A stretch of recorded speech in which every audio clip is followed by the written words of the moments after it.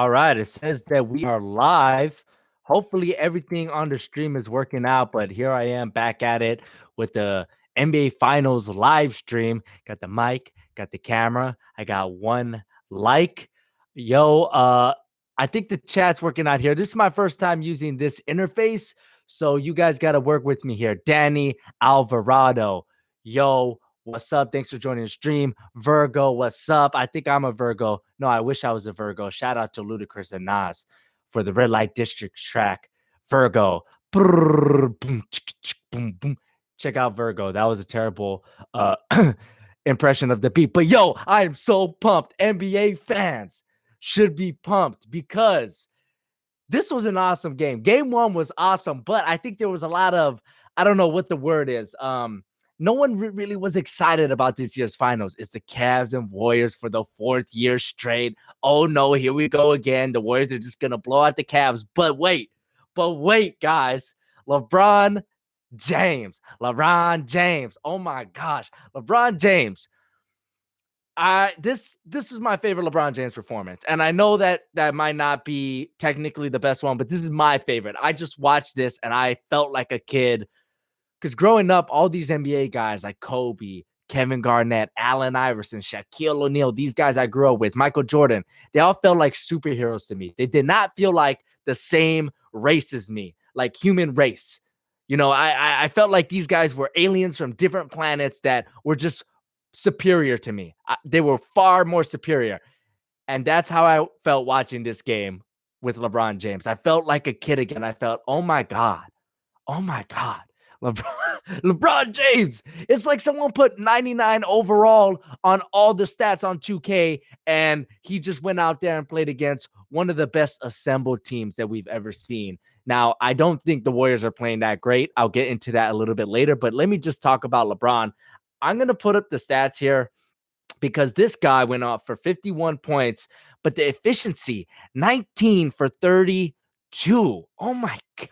10 for 11 from the free throw line, 3 for 7 3-pointers, 51 points, 8 assists, 8 rebounds, a steal, a block. He did have 5 turnovers, but it doesn't matter. LeBron James was clearly the best player on the floor. I don't think anyone was doubting that, but just the way he was playing, he was just dominant. And every time he would do the little, what is that? The push down to take over. I'm the king. It's a little, what's the word? I'm blanking on the word.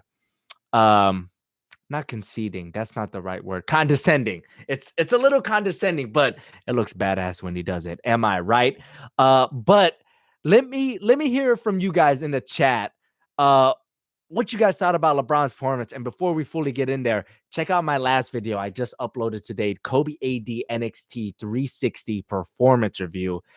It's one of my best performance reviews ever. It's a very interesting sneaker. I don't want to spoil it for you guys, but it's a really interesting sneaker. I think you guys are going to like it. I have a cool little intro in the beginning. I have some music. It's a really good video. It would help me out a lot if you guys checked it out. If you haven't already, go ahead, go check out my latest video, add it in your watch later playlist or whatever, because I worked really hard on it. But let's talk about game one. Now, like I said earlier, not a lot of people were excited about this year's finals because we thought it was just going to be a blowout. However, LeBron James and the Cavs had something to say about it, and we got to shout out the Cavs, the rest of the guys. Kevin Love, 21 points, and that's pretty much it. I mean, Larry Nance had 9 points, 4 for 6, whatever, but they weren't like totally terrible out there. They capitalized off some things that LeBron created, and that's what you got to do. Jordan Clarkson was probably the worst player in this game. He went 2 for 9 in only 17 minutes. But I think a lot of those shots, he had like 7 shots in 10 minutes. So it's pretty terrible. But I thought this game was so interesting because I don't like how the Warriors are playing. I don't like how they played really throughout this entire playoffs. They've had spurts like quarters, sometimes halves, but usually it's like a quarter or a 7-minute spurt. And that usually is enough because they are so talented and they've been there, done that before. That usually is enough for them to win a game.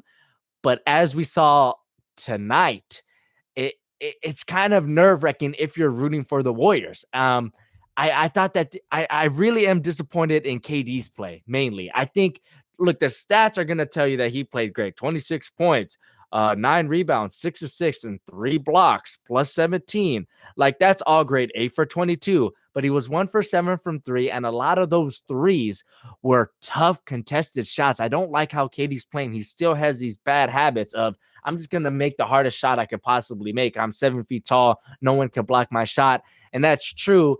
But I think the Warriors are at their best. And this might sound silly, but stick with me. I think the Warriors are at their best when Steph Curry is like the alpha on the team. Like, he's the guy getting everyone pumped up. He gets the crowd involved. I feel like KD doesn't make his teammates as good as Steph makes his teammates. Now, if you take a look at Steph's line, it's similar. 29 points, 9 assists, 6 rebounds. It's basically the same allocated stats, just 9 assists instead of 9 rebounds, 6 rebounds instead of 9 rebounds for KD. So, but what I'm trying to say is that when Steph is clearly the guy and he's flowing, I think that's when the Warriors are at their best. And that's how I felt for most of the game tonight until they gave KD the ball and he kind of slowed things down on that right wing or maybe on top of the key. And he couldn't really get past guys. KD used to get past guys all the time. And you got to credit the Cavs defense. They're staying in front of him, making him try to take tough contested jump shots, floaters, fadeaways, all of this stuff. So credit the Cavs defense, but I am a little disappointed in how KD's playing. But like I said, 46 minutes, 26 points. I mean, you really can't complain about that. But Steph Curry, to me, now, I want one of the Splash Bros to win Finals MVP because they were the guys who created this whole Warriors thing, this phenomenon, this dynasty, if you want to call it that. So I want one of them to win. So I was hoping that the Warriors would be in the locker room like, yo, we gotta get Steph a Finals MVP. Iggy got one, KD got one, Clay, just make your open shots. We got to get Steph a Finals MVP. And that's how it felt in the beginning of the game. Then it kind of tailed off. Then Steph came back, then tailed off again. And then Steph came back, especially in that overtime. I thought it was really, really fun to watch when Steph is on fire. And me personally, being able to go to a lot of Warrior games throughout these past couple of years, and this year as well, I went to a couple playoff games. When Steph is on fire, it's just different. Like, Steph feeds off the crowd. The game that I was at, Game 4, Rockets Warriors, Steph was struggling, and then he hit a wide open 3. Steph should make that, right? He makes it. The next play down the floor, the crowd stands up, gets ready. They're like, "Come on, Steph, let's go, let's get on fire." And Steph audibled. He said, "Everyone clear out. I'm going to ride this crowd and I'm going to make this shot." And he did a crazy step back on Clint Capella, who stayed with him, to his credit. And the crowd just erupted. Steph, I think that was when Steph did this right here. I mean, when Steph is on fire, it's just a different thing. And I think that's when the Warriors are at their best. And I see Jay Jackson in the chat say KD's a ball hogger. Yeah, he kind of is. Steph too sometimes, but he has a little bit more of a different effect when he's just dribbling around underneath the basket. The gravity that Steph has is a little bit different than KD. I don't want to say one's better than the other, but I will say I enjoy watching Steph go off rather than KD. That's just me. What do you guys think? Who is funner to watch, more fun to watch when they're on fire, KD or Steph? I got 1,000 things in my mind right now that I want to get out. I don't have a lot of time for the stream, so I want to get to the chat and see what some of you guys are saying. And then I want to talk about how this series might go in Game 2, Game 3, Game 4, and so on and so forth. But let's see. Let's see here. We got Connor Pig says LeBron's back is going to hurt after this series. He's carrying. Yeah, look, LeBron got hit in the eye earlier this game, and he legit got hit in an eye. I don't know what Draymond was complaining about. Clearly a foul. You can't just hit someone in the face like that. And you saw LeBron, he had a mark on his eye, clearly shooken up. Maybe a little bit of acting, but that's just what LeBron does. And I made a joke to my cousin. I said, I think that fixed his shooting because he was just draining threes like I've never seen before. I've seen it before, but it just felt like, oh my God, he's got 99 overall 3-point range. Like, it was crazy. Like, when you put all your 2K guys stats up, 99 overall, that's how it felt like LeBron was playing today.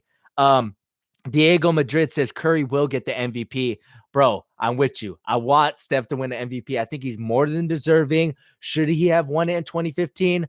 Look, we could debate that all day. I'm like on the fence about it. He should not have won when they won with KD. That was KD's award. But I think Steph deserves for what he's done for that franchise. He was the guy they drafted. He started it all. He's kind of the birth child of this 3-point revolution. He's a huge face of the league. So I want Steph to win a finals MVP. So hopefully you are right. I just want to see great basketball. And we saw great basketball today. And yes, we will talk about the little kerfuffle at the end. I can't wait to talk about that. So much juicy, I got to grab a tissue because there's so much juice in that storyline. But let's go back to the chat. Jason Zhang says, what about LeBron winning finals MVP, even if the Cavs lose? That is very interesting. Jason, thank you for joining the live stream and the chat. You know what? I don't like when the losing team gets a finals MVP award or an MVP award. That's why I wasn't a huge fan of when Russ won the MVP, because he wasn't one of the top teams in the league. To me, an MVP could be a couple things. It could literally be the most valuable player. It could be the best storyline, the guy who's having the best season, or just give it to the best player in the world, who that might just be the original most valuable player. So it could be a couple different things. But one of the things to me when I'm voting for and I'm talking like I have a vote, I don't. But when I'm choosing who I think should win MVP, I want him to be on one of the best, the worst case scenario, 3rd seed, but preferably 1st or 2nd seed. So if LeBron and the Cavs end up losing this finals, I don't look. I know he almost won the 2015. You got to give it to the team that wins, right? That's the whole point of the game, is to win. Score more than the other team. Don't let the other team score more than you. You got to win. That's how you win the most valuable player. If you didn't win, you don't get the award. That's just me. I respect other opinions, but I would not like to see that happen. It's got to go to the winning team. So if LBJ wants another finals MVP on his belt, he's got to win this series. That's just how I feel. Okay, so back to the chat. Jay Jackson says Jordan Clarkson and J.R. Smith are the choke brothers.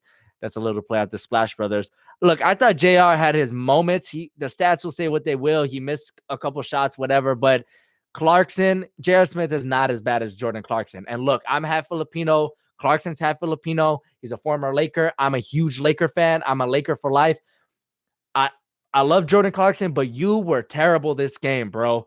I mean, awful, terrible. Now, Connor Pig, again, says George Hill needs to go to a doctor with all his choking problems. I knew he was going to miss that second free throw. That boy looked worried. He looked like his girl just broke up with him, for real. It looked like his girl was in the stands and George Hill just spotted his chick macking on another guy. I'm telling you, that's how worried he looked. He looked shook, bro, and he missed the shot. I mean, just not clutch, but you can't blame him. That's his first time in the finals on the road, one of the biggest plays of the game. Ton of pressure. I mean, everyone here would brick it, including you. Everyone in this chat would brick that shot. Let's see. John Landcamer says Tristan Thompson fouls on every rebound. John, I'm glad you brought that up because you are 100% correct. However, the refs can't call them all. There's a lot of stuff the refs don't call, and that's just one of them. Now, hold on one second. Gotta change the battery.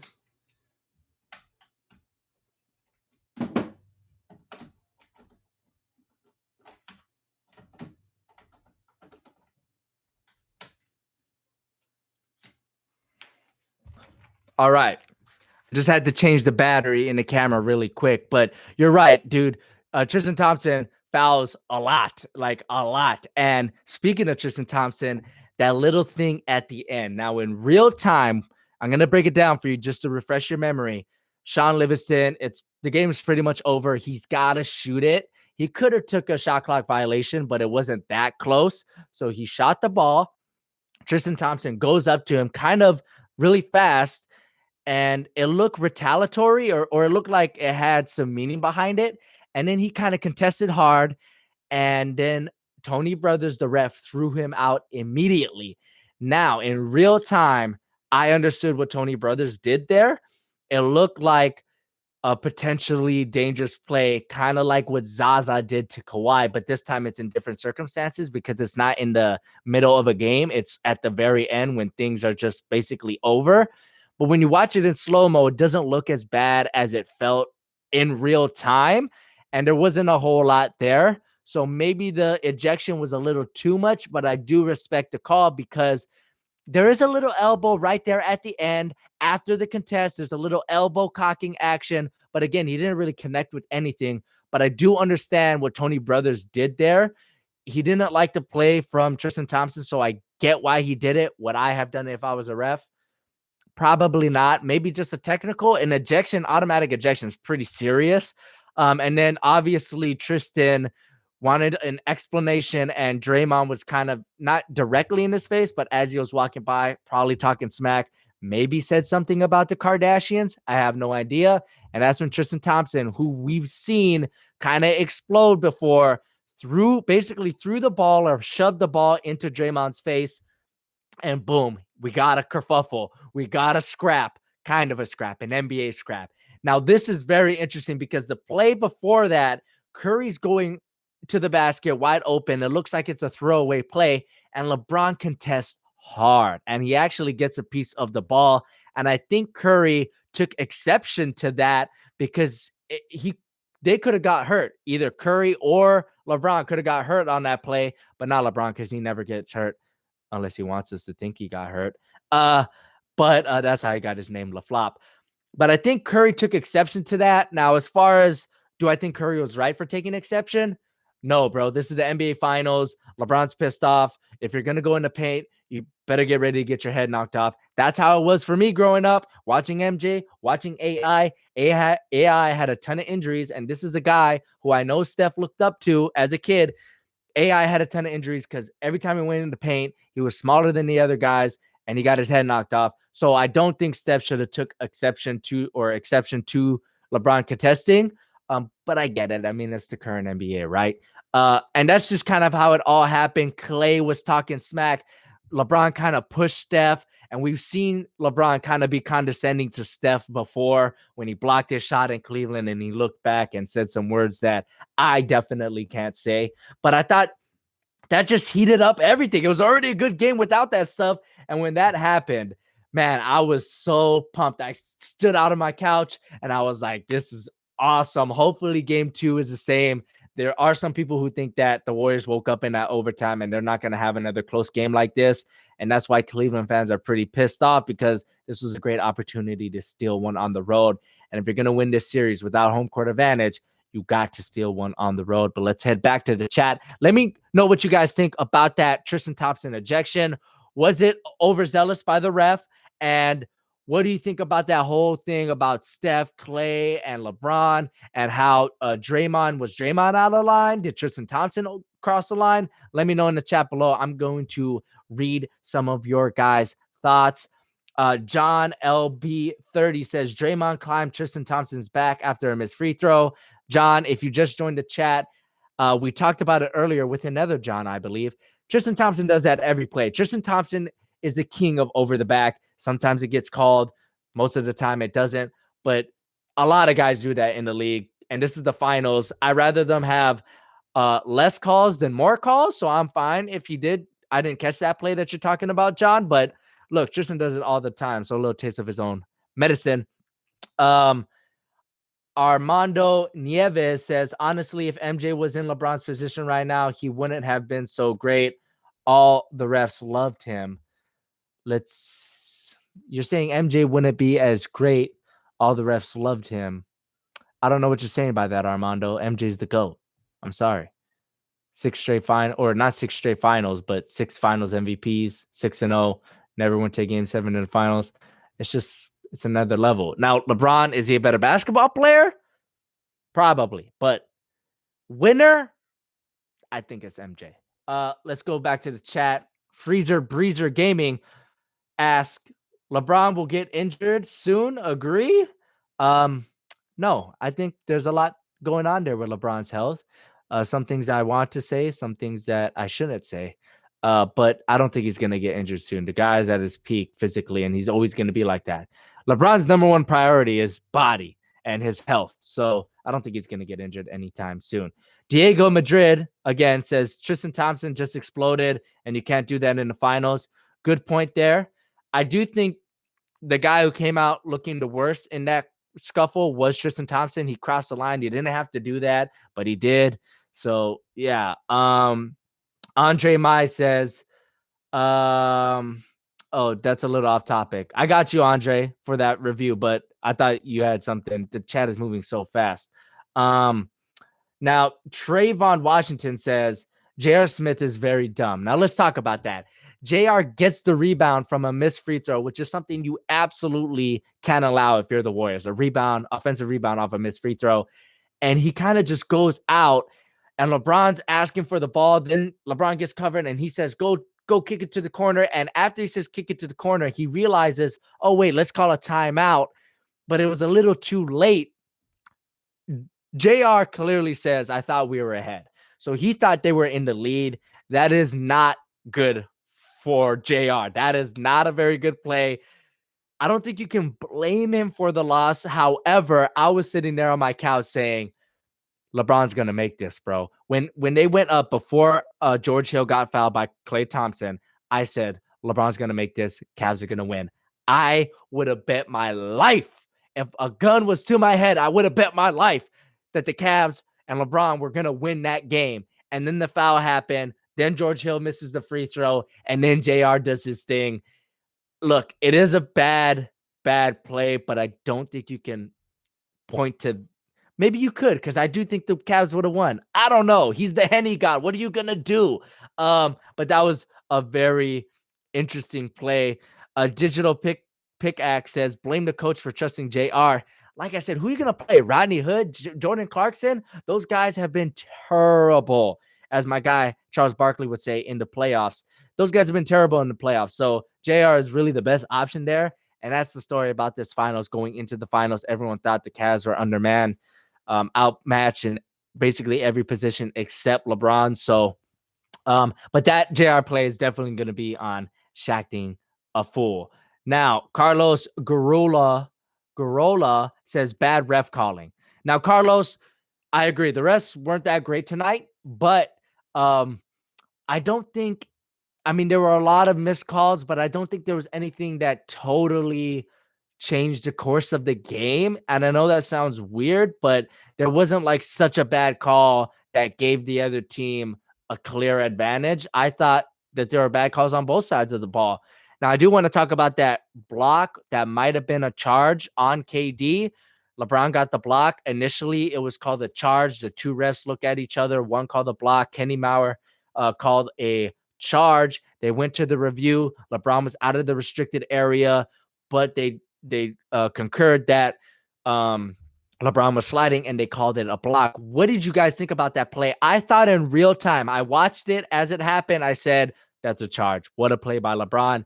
And then as we got into the slow motion, going frame by frame, I said, you know what? It looks like a block, just barely. And that is the thing about instant replay. In real time, you'll be totally fine calling it a charge like I was. But then when you go in slow-mo and you look at the milliseconds and everything happening in slow-mo, you could see things a little more clearly, and you go, okay, maybe that was a block. But that's the hardest play in the game to call if you're a ref. So I really don't blame them for going either way. Either way, I would have been fine. Obviously, if you're rooting for a team, you want it to go one way. But me kind of just watching as a third party, I thought that could go either way. But if I was calling it in real time, I'm calling it a charge. If I look at the replay, I'm going, you know what? Kind of looks like a block. Edward Jimenez says the charge block and the strip on KD, then the no call when LeBron drove. In a game that was so close, those calls matter.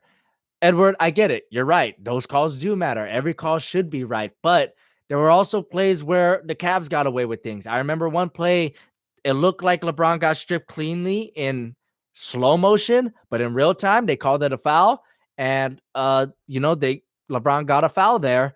But then the telecast played it in slow-mo, and it was like, oh, it looks like they got all ball there. There wasn't a lot of fouls there. But then there were other plays just like that where LeBron didn't get the call, but he clearly got hit on the arm. So look, it can't be perfect, you know.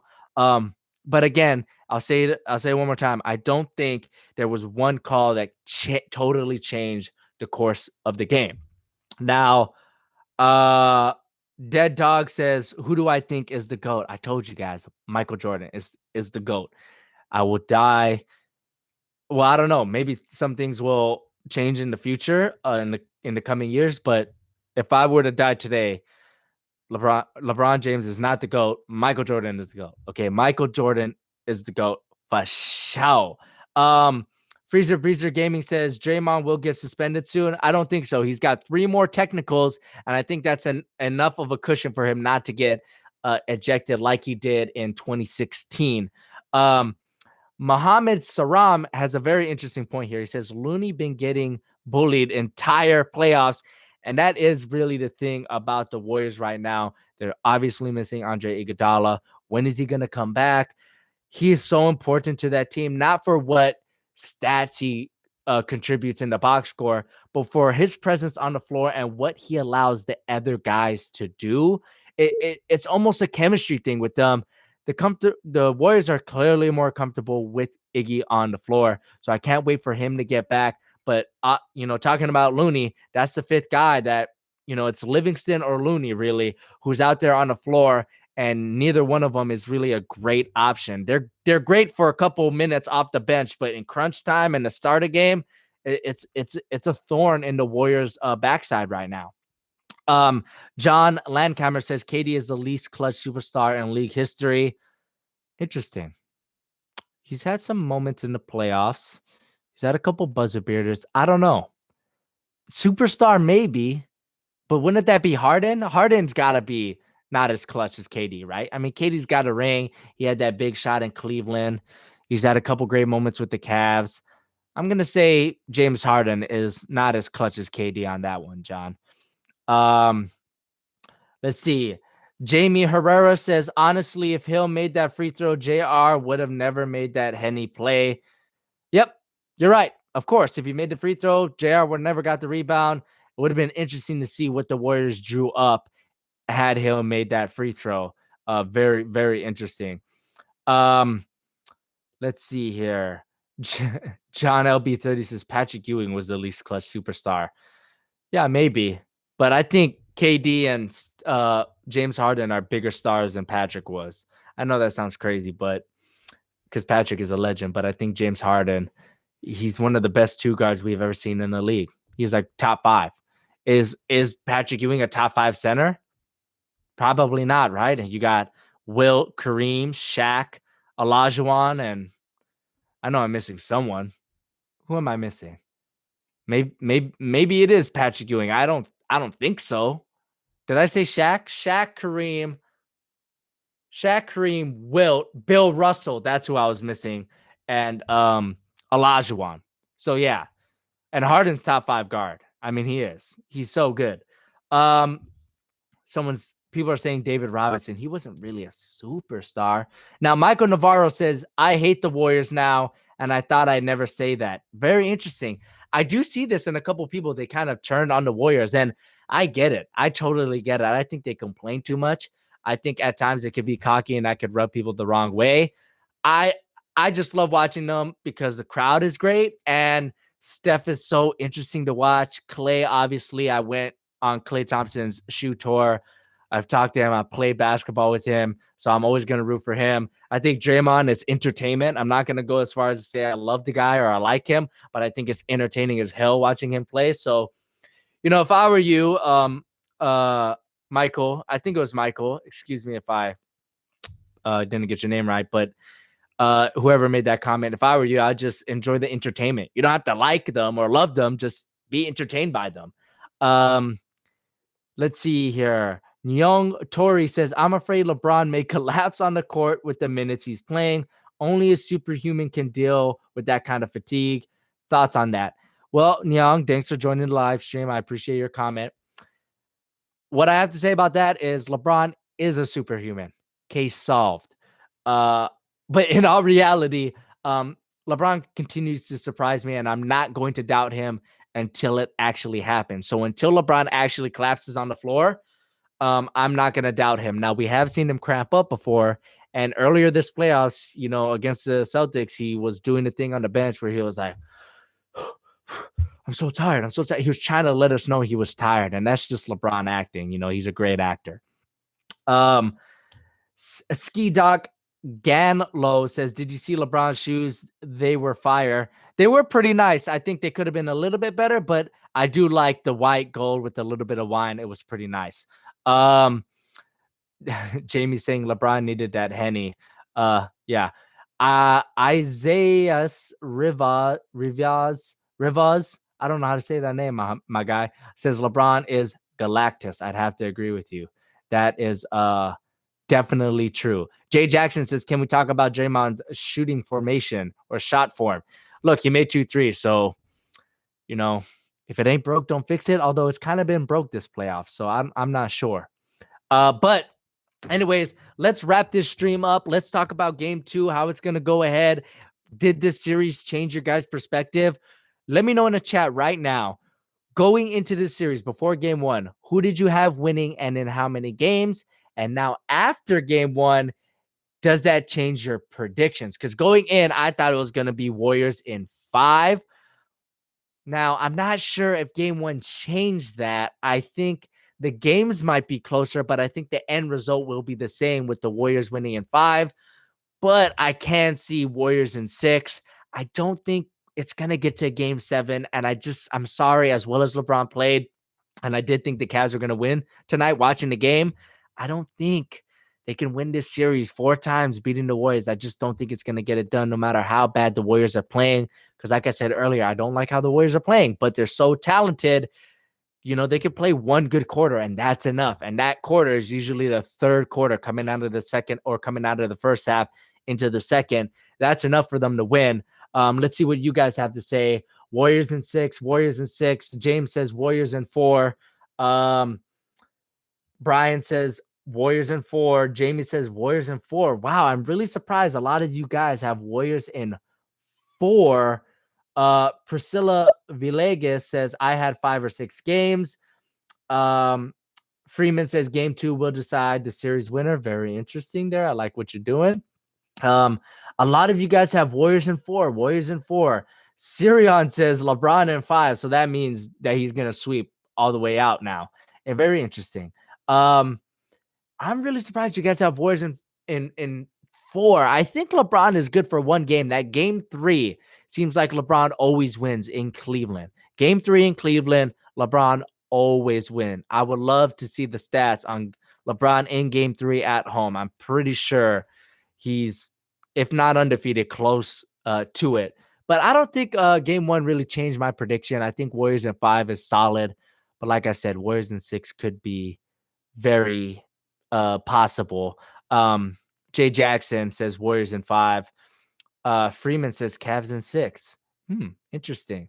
But look, guys, game 1, awesome. I just want to get on the stream with the new setup, the new camera, the new mic. As you can see, it's kind of like it's a boom. I don't know if you can see that. Check it out. But like I said, go ahead and check out my last performance review, Kobe AD NXT 360. Very interesting review. I'm very proud of that video. I did some new things in there, but I can't wait to see how this finals continues. I mean, game 2 is going to be very interesting. It's going to be heated because of that thing that happened late in the fourth quarter at the end of the game there. But I want to thank each and every one of you guys for watching this live stream. Be sure to give it a thumbs up. It helps me out a ton, guys. You have no idea. I really, really appreciate you guys in the chat. I love doing these. So I'm not sure if I'll be able to do it after game 2. I got family in town. I have to host them. But if I can, I can. I love doing these, like I said. Really appreciate you guys. I can't wait to see what game 2. I'll see you guys in the next one. Again, go check out my last review. It'll help me out a lot. Peace, guys.